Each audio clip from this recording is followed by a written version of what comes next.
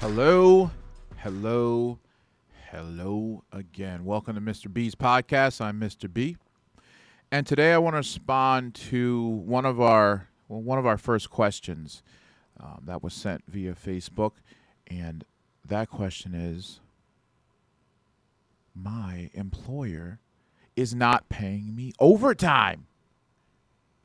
Is that legal? Is that what you do? Right? So that's one of the first questions, and I do hear from individuals who come to us from other companies that they don't get overtime.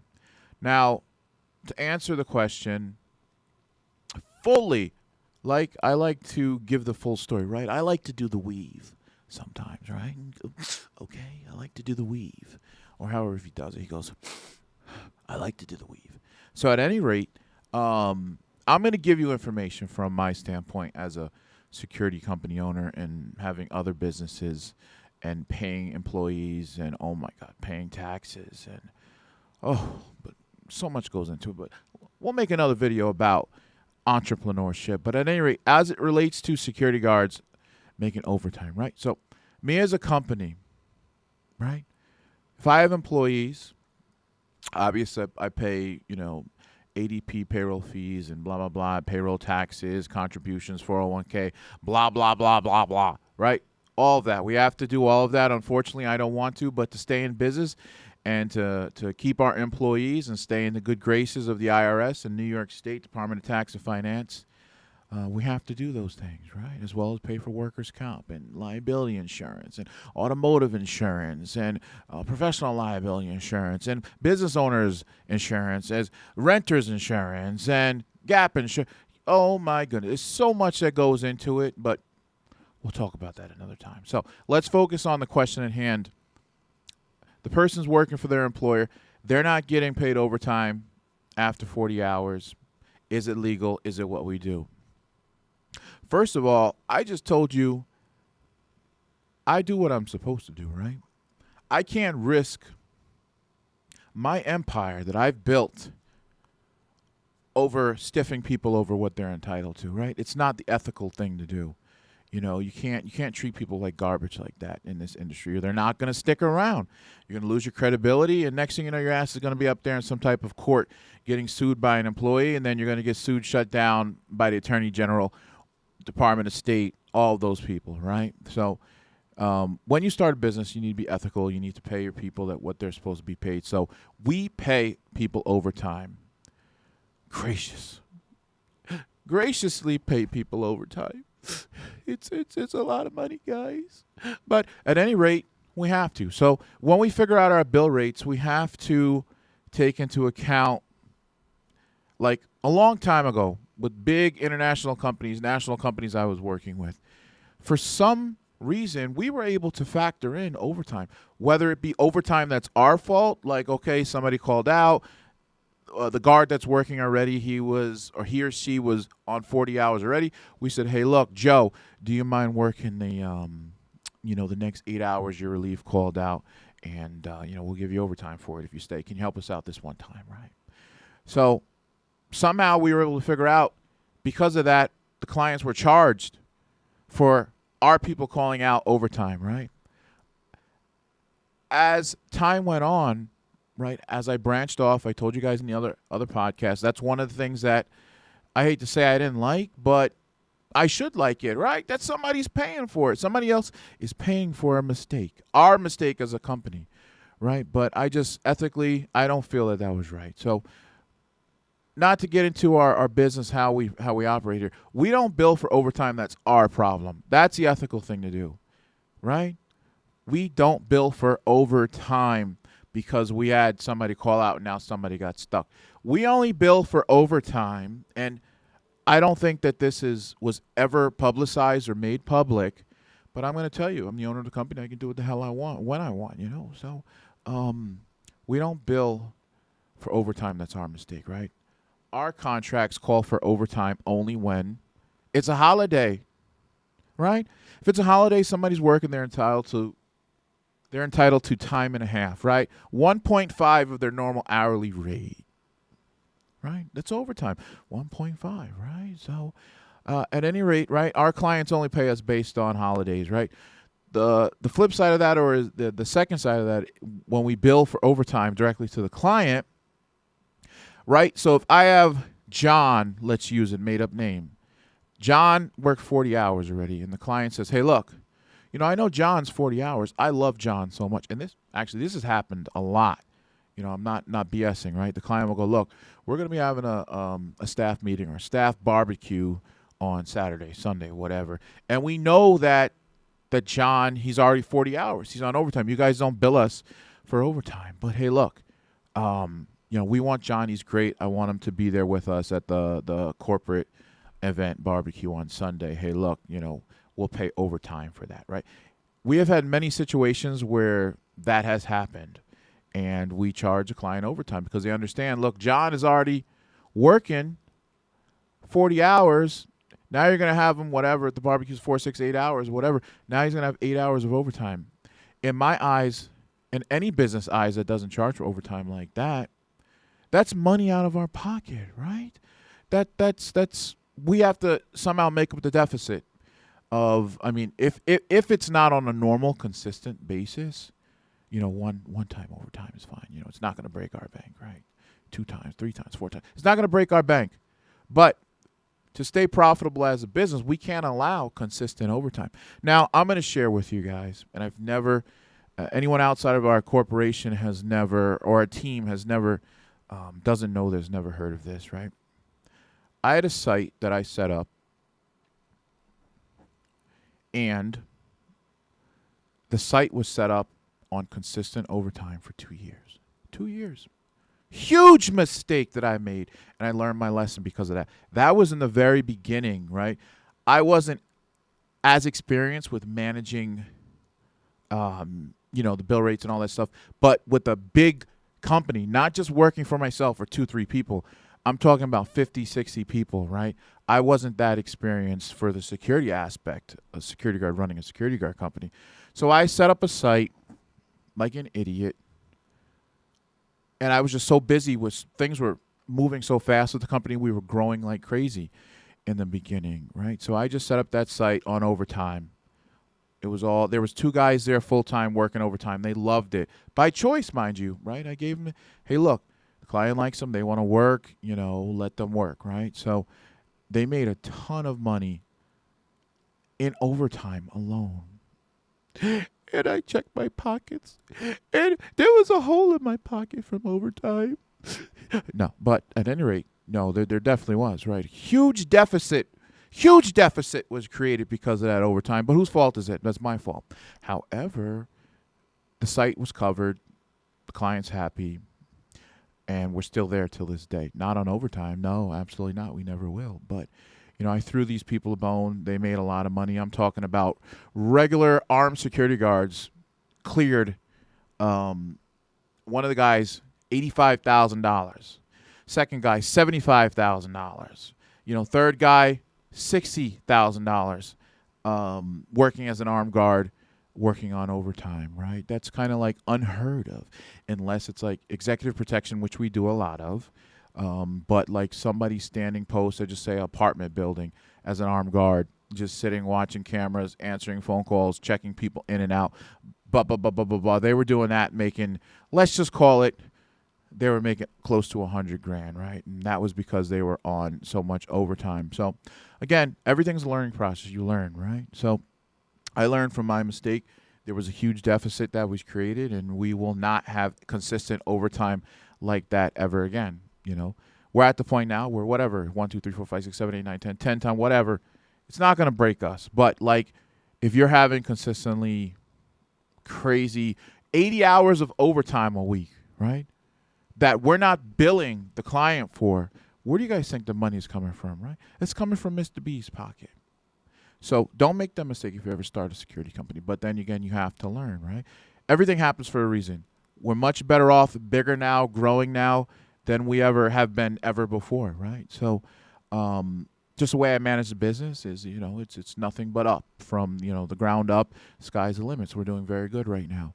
But anyway, not to get off on a tangent, but I just wanted to show you, tell you a quick story about overtime. So overtime, is not billable to the client for our company, but other companies may charge for their fault, overtime with coverage. We only charge for holidays, right? So when we charge for holidays overtime, or they specifically request somebody who's on full time, we charge, just saying that to keep it simple, right? Just say that our bill rate is, I don't know, you're getting me on the spot with numbers here.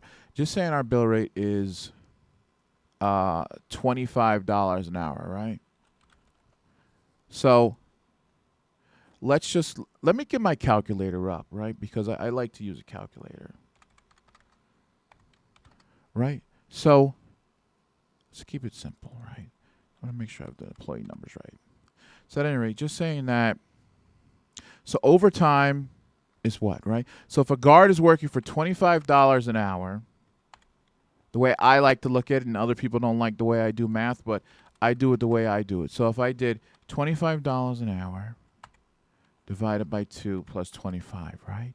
So if a guard is making $25 an hour and their overtime, this is the wage rate, by the way, not the bill rate. Let's talk about the wage rate.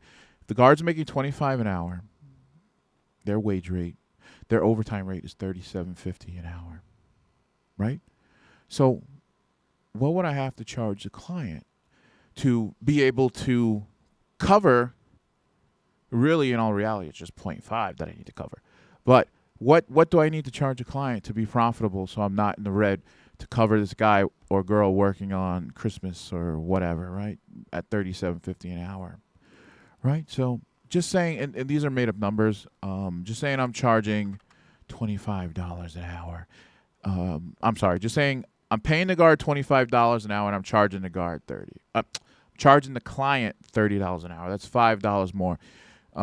That's not on our figures at all, because like I said earlier, there's taxes, insurances, and uniforms, and all this other crazy stuff that just eats up our margins, which is another topic. But we do it. We make it work. So at any rate, all right, we're charging the client $35 an hour, $30 an hour. Didn't I just tell you guys that the guard was making $37.50 on overtime? So $37.50 subtract $30 an hour. There's a deficit there of $7.5 an hour, right? If I have guards on overtime, right? Excuse me, just saying, it's coming out to 49 hours a week, right? 7.5 times, let's call it 50, right? 50, that's 375. 375 that needs to be come up with, right? So think about it this way. Guards on overtime, $37.50. We were only charging $30 an hour. Now we're in the red. We are in the red, right? So now we're pretty much screwed. So now to come up with a fair number to charge for overtime, we're just going to say, hey, look, it's going to be the same factors that we use to come up with overtime, which is their rate plus a half, right? 1.5. That's what the bill rate's going to have to be. So just saying, okay, the bill rate is, 35, right?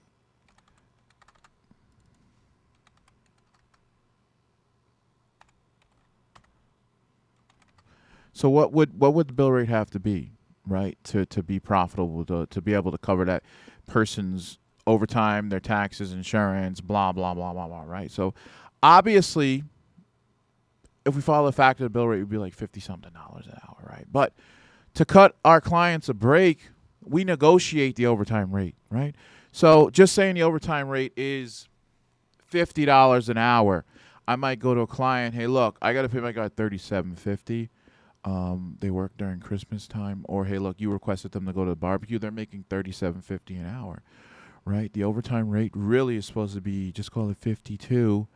But hey, look, I tell you something, this is a one-time thing, it's just a holiday.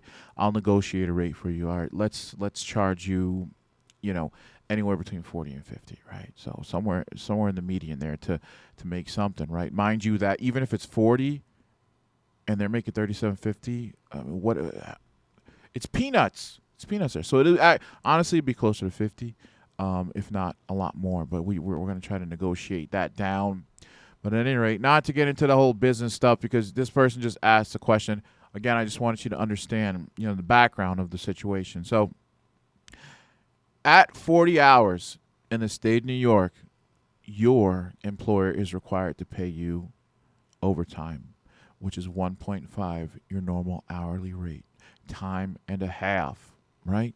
So, unfortunately, in this industry, a lot of people they aren't getting paid what they're supposed to get paid, and it's unfortunate, right? So, what you need to do is you need to go to that person that the HR, right? I'm not saying being a snitch, but this is your money we're talking about. You're getting jerked around just getting paid your regular whatever when you're supposed to be getting paid overtime.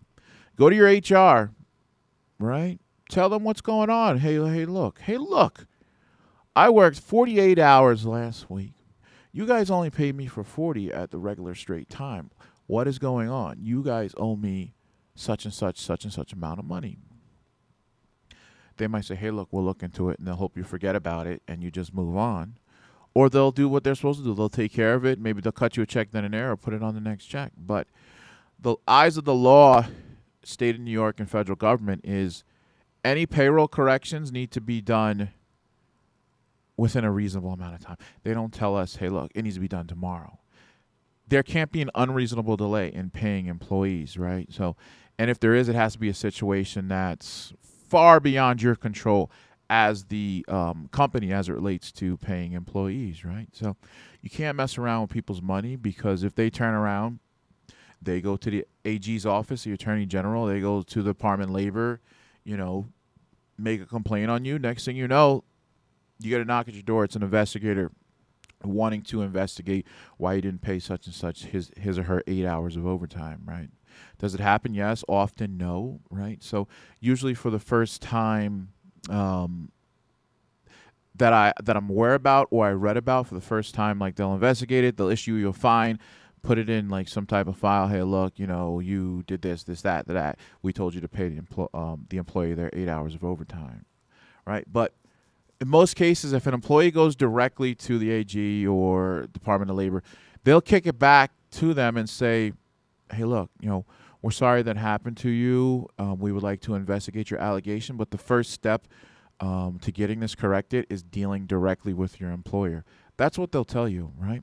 They'll say to the employee, you have to deal with your employer first before you take it outside of the company. And we get up into their stuff to file, to investigate them, right? So it's important to put it in writing, right?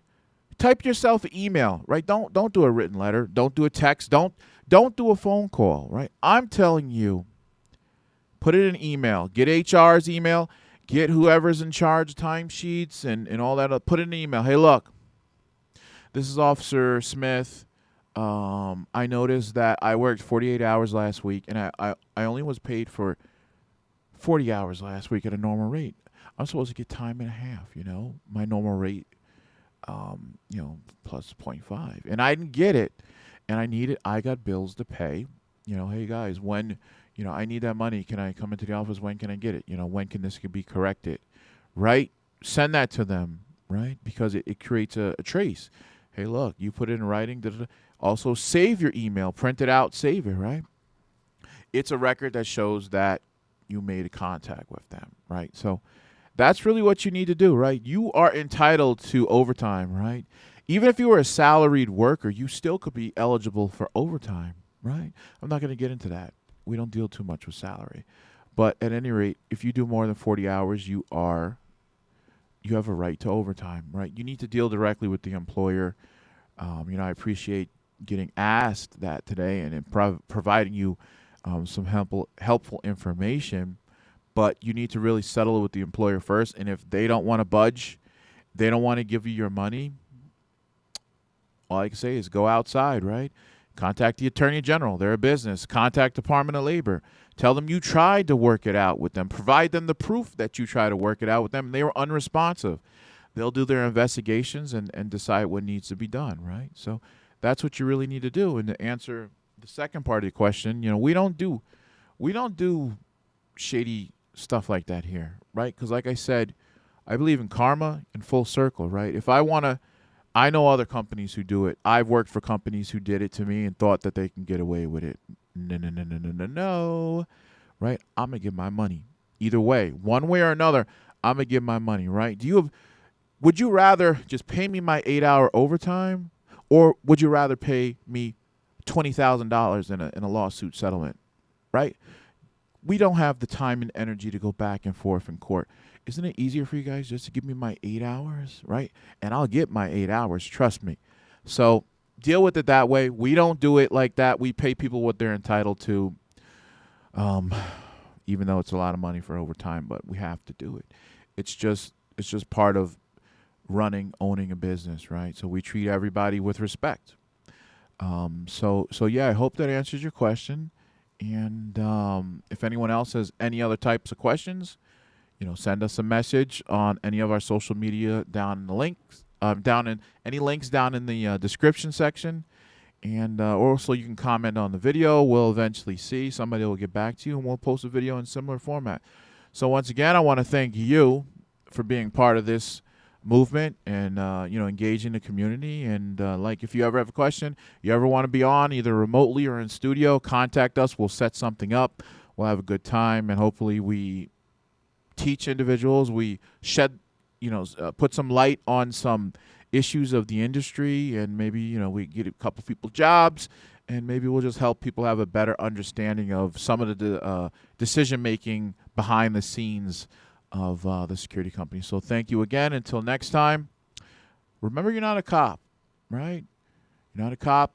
Don't get yourself arrested. Don't get sued. Don't get yourself killed. So until next time, I will see you later.